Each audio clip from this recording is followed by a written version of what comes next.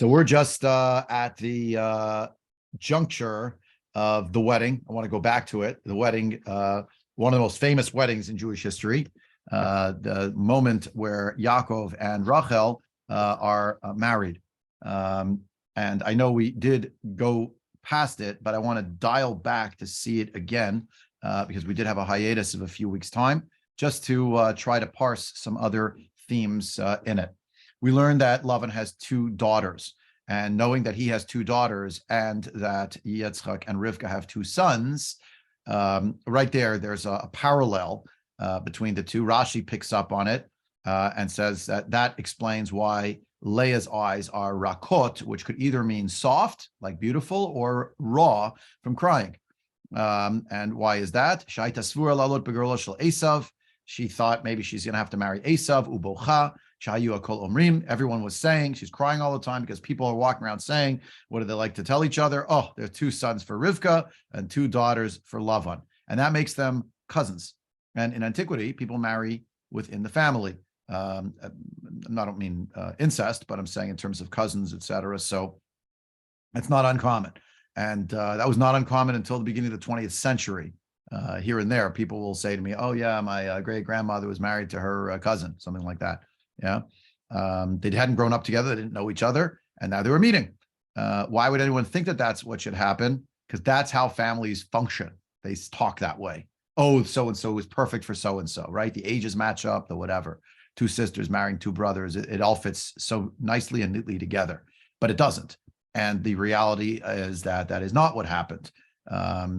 What's interesting is that Esav's claim against Yaakov is that he took his bechora, debatable, that he took his bracha, less debatable, but now he doesn't ever claim that he also took my wife, which is interesting. He was the first to get married. He took the initiative. Recall that he had no interest in marrying into the family of Lavan.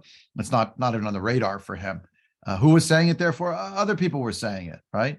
It's interesting, by the by, that Avram Avinu is married to one woman, and then he takes Hagar to become the second wife.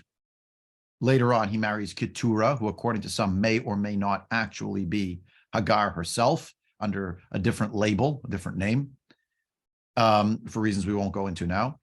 Yitzchak, entirely monogamous, just married to Rivka, doesn't ever take another wife. 20 years, they're childless, and maybe taking a page from the book of the story of what happened with his father and his mother, he's loath to invite another woman into the relationship.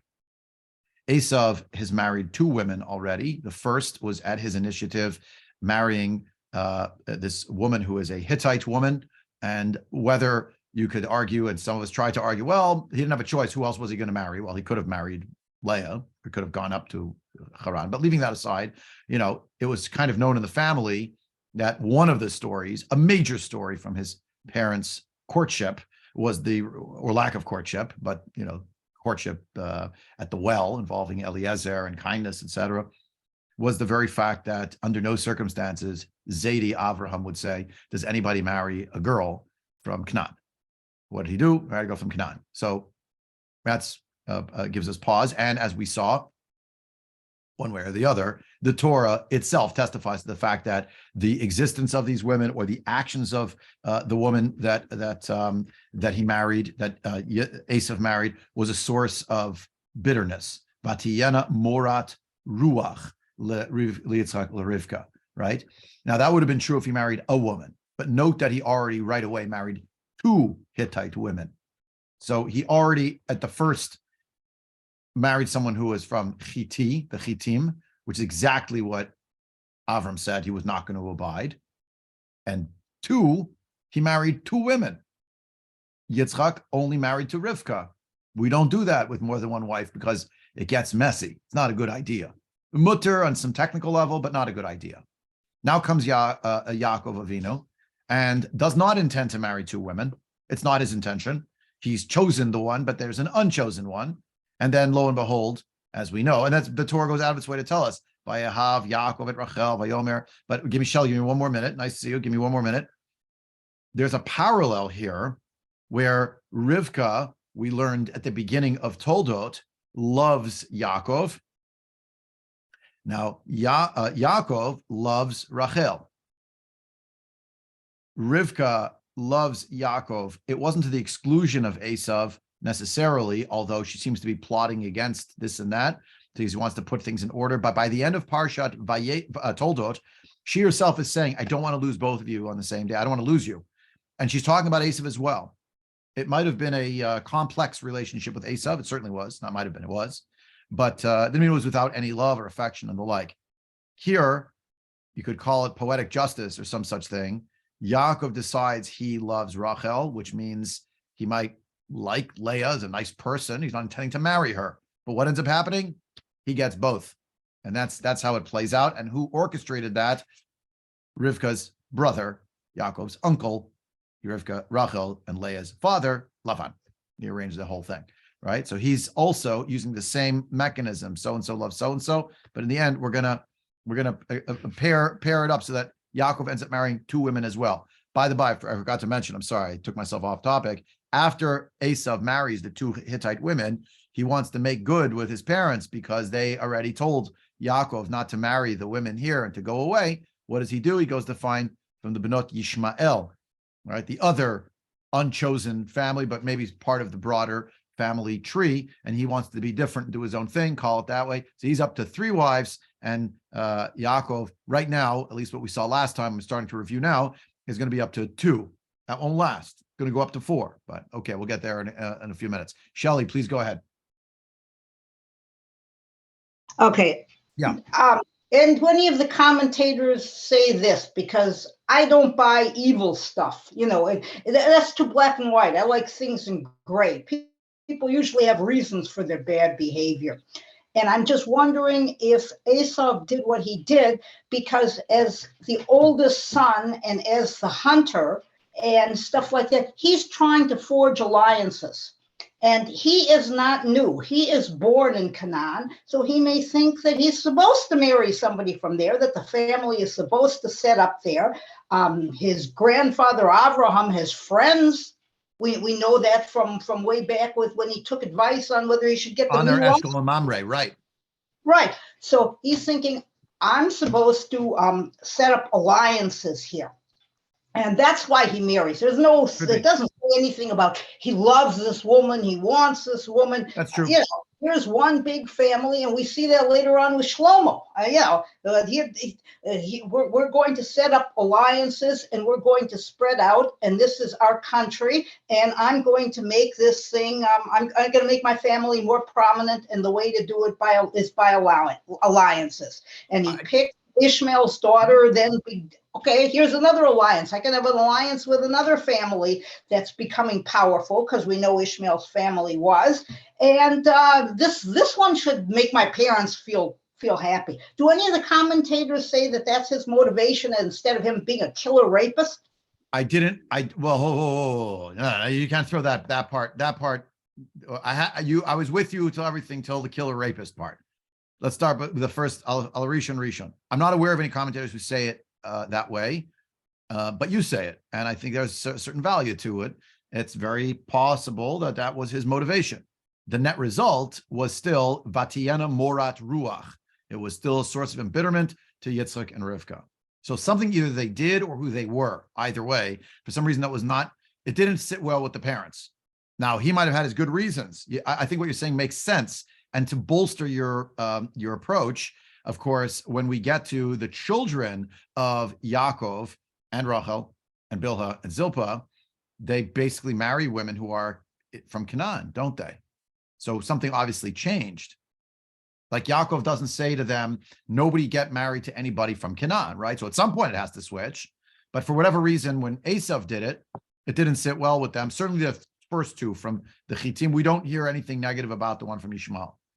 The last piece that you said, though, I cannot accept only because we've already talked about the fact that some Mefarshim indeed do claim that Esav was a horrible criminal And other Mefarshim do not claim that he was a horrible criminal. Chazal think he really was a horrible criminal, and that the Torah doesn't go into great detail for whatever reason, whether to protect the legacies of Yitzchak and Rivka, whether because he should be presented as somehow the mirror image of Yaakov, but not so far off the reservation, like, oh, he's a lunatic. But no, he's kind of they're a little bit neck and neck. There's a little bit of competition, maybe to protect the idea that how did Yitzchak get it so wrong with Esav? He was so out to lunch.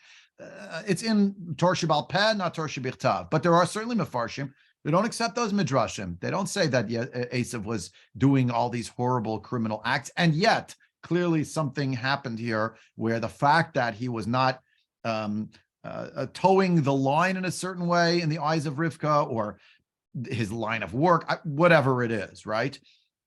There's something there that didn't sit well with her. And again, depending on how vilified Esav is in our eyes, will exonerate Rivka more and raise more questions about Yitzchak's inability to see on two levels, to see what's going on. And was Yaakov being more duplicitous, less duplicitous? Like, these are all, think of it as like levels that are going up and down. But so I don't think everybody agrees that he was a rank criminal, but everyone does agree, because that's the pshat, that he's not the chosen one, if you will. What's interesting is that when Yaakov goes to live with Lavan, there isn't a model among the daughters of chosen and not chosen, because Lavan, the brother of Rivka Imenu, found a way, a duplicitous way, granted, but a way to orchestrate things so that there wouldn't be a sister left as an unwed woman. How? Well, that's going to involve a little bit of subterfuge, and that's what he does. And then the next day, it's too late, right? By the way, what's fascinating is Yaakov does not wake up the next day and say, Mekach Taot, and we're not really married. What's a Mekach Taot? Means I made a purchase and it was based on false pretenses, and therefore it's not really a purchase. It doesn't take. It's a do-over. Yeah? Kiddushay Taut. The whole thing's a mistake. So I'm mafkia the kiddush, and it's in halachic language. Uproot the act of marriage. It was a mistake. Shouldn't have happened. That's not what he does. Lives with Leah to the end, and it's true. His heart is more with Rachel Imenu, but there were other options, but he doesn't take them. It's interesting, yeah. And here we see that Yaakov, in a certain way, if we go with the midrashic line that, again, al derech drush, but you could just imagine it happening, because this is actually what happens until today, right? The Shabbos table talk. Hey, the woman's going out with that guy. She has a sister. He has a brother. Oh, hey, they should get together too. Like, why? I don't know, because it would be symmetrical.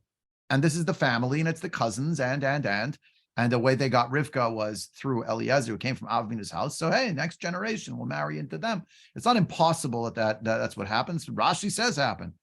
But further, Yaakov Avinu realizes, perhaps on some level, that whatever the trickery was, and he's upset, but he comes to accept this is how it's meant to be. Instead of discriminating between one child and the other child in this family, I wouldn't have done this, but it happened this way. I'll stay married to both. And by the way, and this is really remarkable, in the model of Avraham, Sarah, and Hagar getting into the mix, remember what's going to happen? Well, I guess we should read it inside. But you see where I'm going with this. Yaakov picks up, in a certain way, the line that went badly in the world of Avraham and Sarah because of what happened with Hagar. Recall that Hagar was invited in by Sarah Imenu. Why? Because she felt for Avraham's desire to have children. She wanted children also. So they're going to have a child together. How? Through Hagar. It's not surrogacy exactly, but you understand, yeah? And it didn't work. Remember? Suddenly Hagar is riding high and is derisive of Sarah Imenu, wants to supplant the role of Sarah Imenu. That's not going to happen, right? Sarah speaks Avraham in a rather harsh manner, saying God should judge, what's going on here. Avraham gets the hint. He says to her, do whatever you want. Sarah throws out Hagar. Hagar is pregnant. Shem tells Hagar, Malach tells Hagar, right, that your child will be progenitor of a nation. Now, what happens with that story? It was broken the first time. They tried to repair it. She came back to live with Sarah and Avraham because the Malach told her to. And yet, some period of time later, approximately 14 years later, in fact, and maybe a little bit after that. Actually, it's not exactly 14, but it's a few years later, because that's when Yitzchak's born. He's born when Yishmael is about 14. We know that because Yishmael is 13 when he has his bris, and Avram was 86. So then you add the 13 years till he finds out he's going to have a child. It's 99. He's 100 when Yitzchak is born, and that's approximately the time when Yishmael rather is sent packing. Could be a little bit after that, 3 years after that or so, because Vayigamal Yitzchak, there's the 3 years of weaning, right? Till he's weaned. What happens to the house of Yaakov Avinu? Yaakov Avinu, because Rachel cannot have children, ends up marrying who? Bilhah. And the reaction then, in a way, almost like keep symmetry, is that Leah brings in Zilpah. But somehow, in this whole story, none of those 4 wives, because Bilhah and Zilpah, we'll see later, they're kind of elevated to be the level of wives, essentially, and not just shvachot, as they begin as maidservants, are on a certain level. We just did this at the Seder. You have Echad Miodea. So Echad Elokeinu Shebashamayim V'Aretz. Shnayim is Luchot Abrit. Shlosha Avot. And what's Arba? Anybody remember? 4. Imahot. Imahot. So who are the 4 Imahot? Obviously, Sarah, Rivka, Rachel, Leah. But in our parsha, it turns out the Arba Imahot are Rachel, Leah, Bilhah, Zilpah. Arba Imahot. All of Klal Yisrael came from Arba Imahot. And in fact, in the Midrashim, you have this description. There are Midrashim that describe Arba Imahot as these 4. And there are Arba Imahot in some places are called the Shisha Imahot, because it's these 4, and then Sarah and Rivka. That's how we get there. In the home of Yaakov Avinu, in a certain way, what happened in the house of Avraham, what happened in the house of Yitzchak, is in a certain way going to be at least somewhat mended, corrected. There's a tikkun that takes place. In the world of Chassidut, Avram Avinu is associated with the midah of Chesed. Yitzchak is associated with the midah of Gevura, and Yaakov is associated with the midah of Tiferet. Without going into the definitions of each of these words right now, the notion of Chesed is associated with one type of motion. It's a motion of reaching out. Chesed is kindness. Gevura means not mightiness in terms of strength and fighting, but Gevura means inwardness, drawing back, having the strength to withhold something is Gevura. Chesed and Gevura are in a tension with each other. The one is forward, the one is withdrawing in a certain way, again, for inwardness. Tiferet is the balance between the two, a synthesis of Chesed and Gevura. The synthesis, the balance is found in Tiferet. So I find it so fascinating that what ends up happening to Yaakov Avinu, in a certain way, corrects something that went awry in the home of Yitzchak and Rivka, and something that went awry in the home of Avraham and Sarah. It doesn't last, because the great break is coming. That's already in Parshat Vayeshev, but there are going to be hints to it even earlier.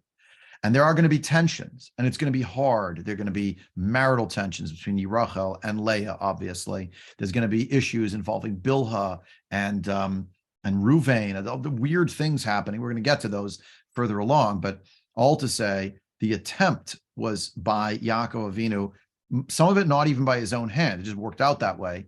But we see that he is, in a certain way, maybe engaged in, call it, fixing things that had run not according to what we would have thought was the pristine script. And we learn a lesson here. It never runs according to the pristine script that we expect, not in life. Certainly it does not, but also there's a possibility of fixing. And maybe not in our generation. Sometimes the future generation in ways we can't even imagine. They seem so impossible to us. But the Torah tells us, okay, but Hashem has his ways, and you never know. Okay, people have questions, comments. Someone have their hand up, or you put it down already?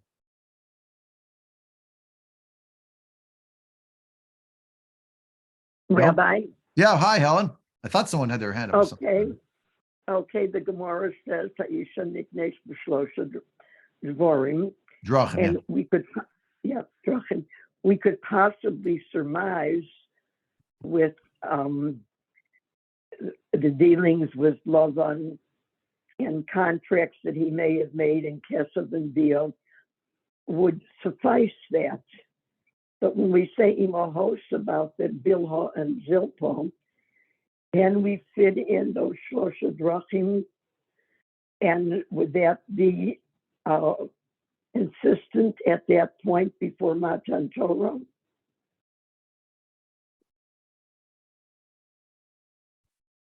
Well, this is an important topic, but it's going to take us too far afield for me to answer you appropriately. The simplest version I could say is at the beginning of Hilchot Ishut, the Rambam writes that before Matan Torah, the only way to get married was man meets woman and they go home together. And that's pretty much it. Kiddushin only happens via other means, using a shtar and using kesef after the fact, after Matan Torah. So you're right. This is all before Matan Torah. I don't know how to fit in the Shlosha Drachim with the Dal Imahot. I'm just not sure. It seems to me the only thing that happens here is, again, we'll explain there's some kind of a wedding that's taking place, but what we really mean is a festival, and then the couple lives together, and that's pretty much it. Okay, now I got a far out question for later and not for now. With all this kind of thing, what do the Rabbanim think about the surrogacy? And how does that fit in with the Gemara's now acceptance of marriage?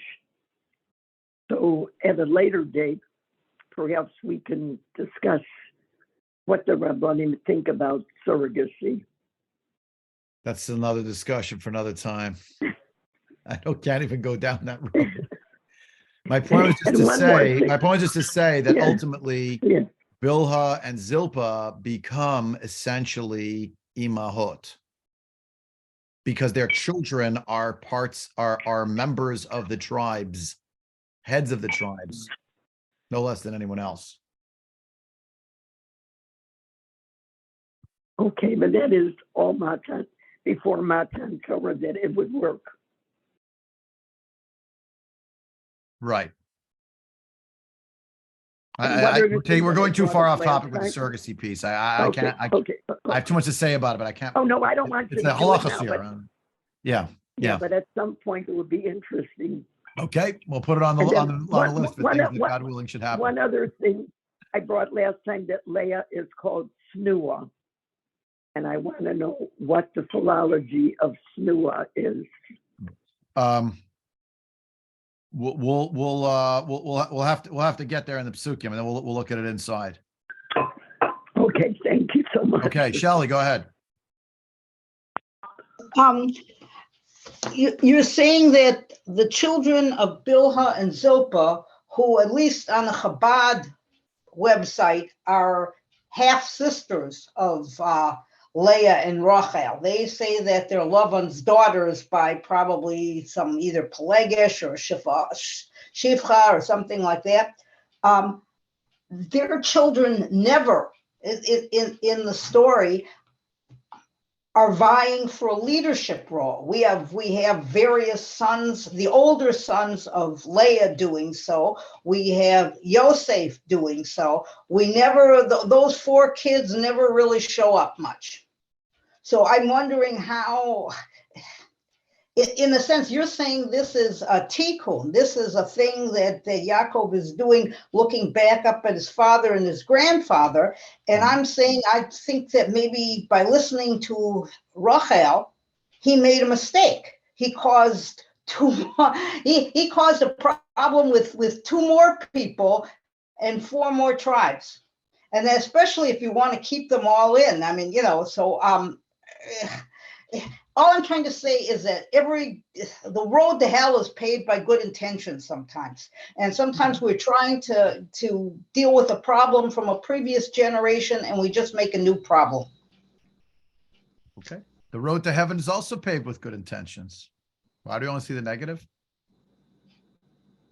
You've got a point there, but I remember when we were talking way back about Abraham taking another wife after, whether it was Keturah or whether it was Hagar returning or Keturah, right?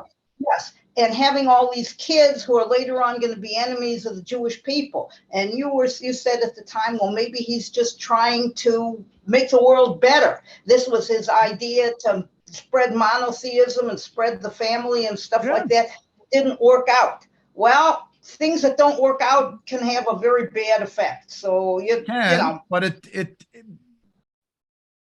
it hasn't worked out yet, but it's on the road. Yeah.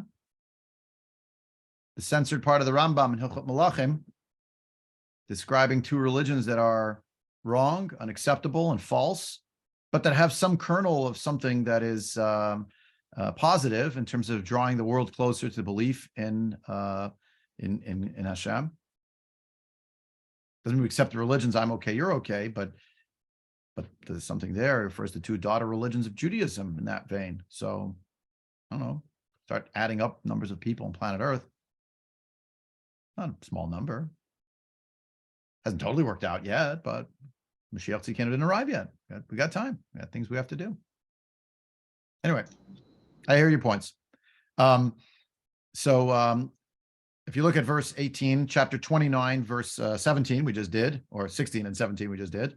Ulavan shtei vanot, Hashem agdola Leah, Hashem k'tana Rachel, ve'eni Leah rakot, Rachel haita yifator yifat mar'eh, vayehav Yaakov et Rachel. Nothing against Leah. He just loves Rachel. He met her first. He knew her first. We talked about that last time. How he had a rapport with her. He saw her at the well. He took care of her sheep. Her name is Rachel. His Rachel, right? She's a little lamb. That's the name, yeah.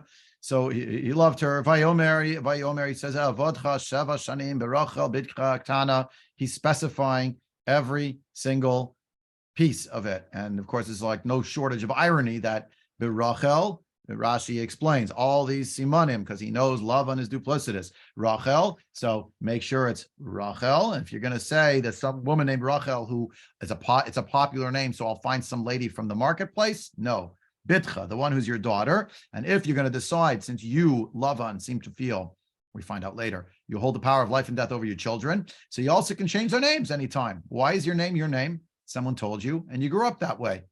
But if you don't like your name and you decide you want to switch with somebody else, or your father decides to switch your name with somebody else, in Lavan's world, why not? So switch Leah and Rachel's names. So that's Leah and that's Rachel. Then you love Rachel, so therefore you love the one formerly known, the daughter formerly known as Leah, is not known as Rachel. So Rachel Bitcha Ktana, the younger one. I want the younger one. So he went through the details, and Rashi's, it's really from Chazal, right, from the Medrash, setting us up to realize, because after he's deceived, you can't argue, well, he wasn't clear who he loved, etc. And it's 7 years of courtship, which is a pretty long period of time. But he agrees. So dwell with me. Okay, you work 7 years, you guys get married.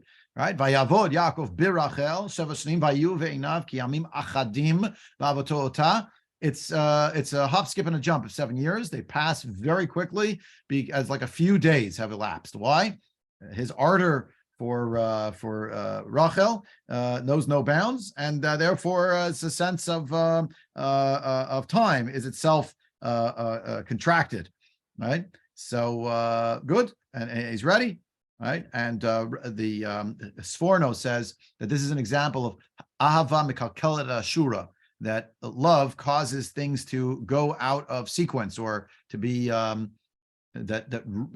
what's the word? It upends the order of things. So Avram Kakelet Ashura, we use that as an example of why it says that Avram Avinu himself was in charge of saddling his own donkey. He's a wealthy magnate. He doesn't have a farmhand or somebody who could help. He does it himself. Avram Kakelet Ashura. We have the opposite for Bilam. he saddles his own donkey in his story. Why? Cinema Ashura. So Sforno applies that here, but ahavato ota means he had such love for her. The 7 years passed so quickly. He didn't even, it was like a few days. Vayomer Yaakov Lavan, Hava Ishti. He's already calling her his wife, and they're not even married yet. Yeah. Kimaluya Mai Vavoela. They declared they're going to get married, and they're gonna live together. That's it. Vayesof Lavan et kol anshe hamakom vayas mishtet. He makes a big party out of the event. It's a community affair. All right. This is the first celebration we find it's community based for a wedding. All right,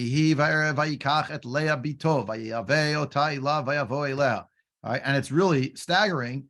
You scratch our heads and wonder, like, he didn't notice, he didn't realize. Well, if they looked alike, then that would explain why he was confused, right? And did Leah collude and go along with it? And that's where we have all the midrashim about the simanim, right? That at in the morning, behold, it was Leah, but not at night. Says Rashi. Why at night it was Rachel? Because Yaakov gave Rachel various codes, these simanim. When Rachel saw that Leah was going in, meaning Rachel saw that Lavan had already arranged it so that Leah would be the one to marry Yaakov on that night, and she said, Achshav tichalem achoti amda umasrala otan simanin. My sister will be ashamed.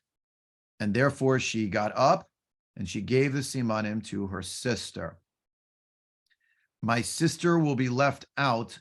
I will have success because I'm the one who is really the loved one by Yaakov. And my sister will be shamed by Yaakov and everyone here if it turns out that Yaakov rejects her and all the people are at the party, etc. And they start announcing, who is this? This is not the person I wanted to marry.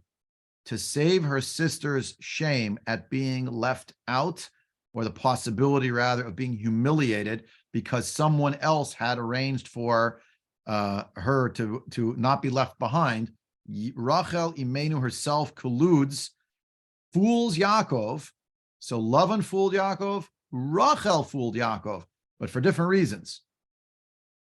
Different reasons. In a certain way. Lavan wants to make sure his daughters both get married.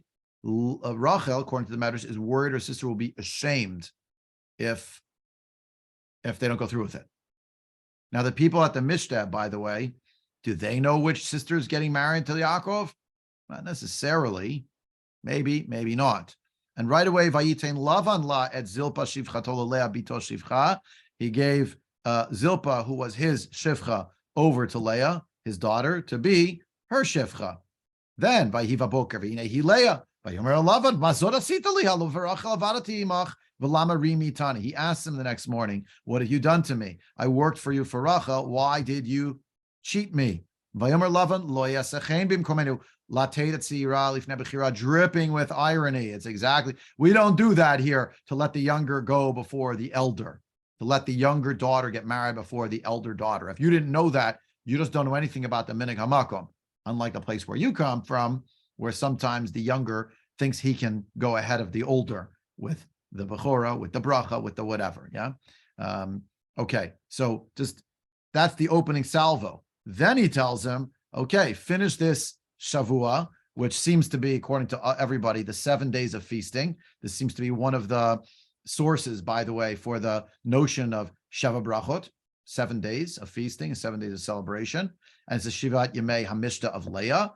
And then, Malesh Vozov, Nitna Lecha, Gamet Zod, Ba'avodah, Asher Tavorim Adi Od, Sheva Shin Achirot. Not that he has to work another 7 years for Rachel, but he has to finish the week of celebration. Ein Ma'arvin Simcha B'Simcha. We're not going to have a second wedding at the time of the first, but after the end of the first, that's a halachic principle, by the way. Chachamim Chazal and the Gemara, in the Gemara, in the Yerushalmi Moed Katan, they learn from here. So after the week is over, then you can also marry Rachel, but you're signing on for another 7 years of work afterward. And Yaakov acquiesces. He agrees to that. Okay, Shelley, something else? Question, comment? Yes, I got a couple of points. One, it dawned on me when you mentioned that the Rambam said that at this time before Matan Torah, getting married was just taking the person Living with them. basically going Moving home in. and living with Moving them. in Okay. together. Yeah, yeah. Yes. Okay. So verse 22, by him making the feast, and it says it's in the evening he takes Leah. The entire crowd may not have seen anything based Right. on that. If it's not a wedding, they didn't see anything, Right. so they wouldn't know anything. Right. And if it's dark and he doesn't see anything, he might not know either. He might not know too. And I think this business about the shame is the Medrash doesn't really go into what's really going on here. It's done a couple thousand years later. At this particular time, Lavan might have been able to do something like an honor killing. Rachel may be saving her sister from not being shamed, from actually being killed, because the idea would be that, oh, he doesn't want her. She must not be, something's wrong with her. Either she's not a virgin, she's not this, she's not that. Ruined. She'd be ruined. She'd be embarrassed, but you're saying she'd also be ruined. Good. Not ruined. I don't know. Lavan's going to go kill his daughter as a result, but you're right. There would be, because he was one who orchestrated the whole could thing. kill his daughter in much later times, in Roman times. The father, the pater familias, has life and death things over them. So I think, considering how the two sisters don't get along later, you have to fit in there what is so really, really horrible that would make one sister who's been waiting 7 years to marry this guy, although it doesn't say that it never says that she loved Yaakov like Yaakov loved her. But another discussion. There has to be a reason why she would put up with this, and it has to be more than just shaming her sister. Sorry. And being possibly Rashi says, that's what Rashi says. Is a historically correct reason and would work with this. And that's why she's going to do it, but it's still going to cause problems later on. It is. But I don't think what you're saying is out of step with what Rashi's quoting from the Medrash. If she'd be shamed, maybe that's what shamed means. She'd be considered unworthy of marrying anyone else. I note, by the way, that by Lavan bringing all the people together, he has, you could say, a quorum that he's brought together of Anshe, and not just some, all. Kol Anshe Amakom. He gathered by Yisuf Lavan at Kol Anshe Amakom. Now, when he used the expression to Yaakov, Lo Yasechen Bime Kolmenu, and all the people are here. You can't go against the convention. It's not just like this happened between you and Leah and Rachel. I can't just take it back. What will they all say? One more question. In Peshat, it doesn't say after the 7 days of feasting for Leah that there's going to be he says he's going to give Rachel to Yaakov. It doesn't say there's going to be 7 more days of feasting. Malay, no, verse 27, the first 3 words. Malay Shavua Zot. But it says, well, Malay Shavua Zot. Yes, I'll give you to her, but it doesn't say he's going to do the party thing again.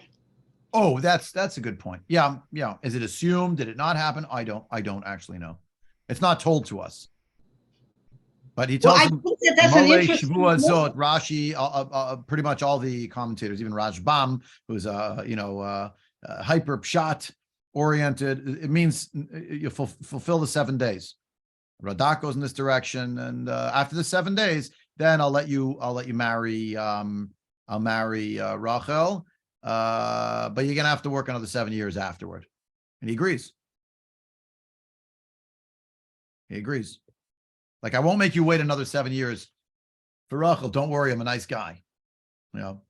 So, but okay, but you got to give me another 7 years, and he agrees. Vayas Yaakov Cain, Vayimalei Shvu Azot, Vayitain Lo Rachel Bi. Again,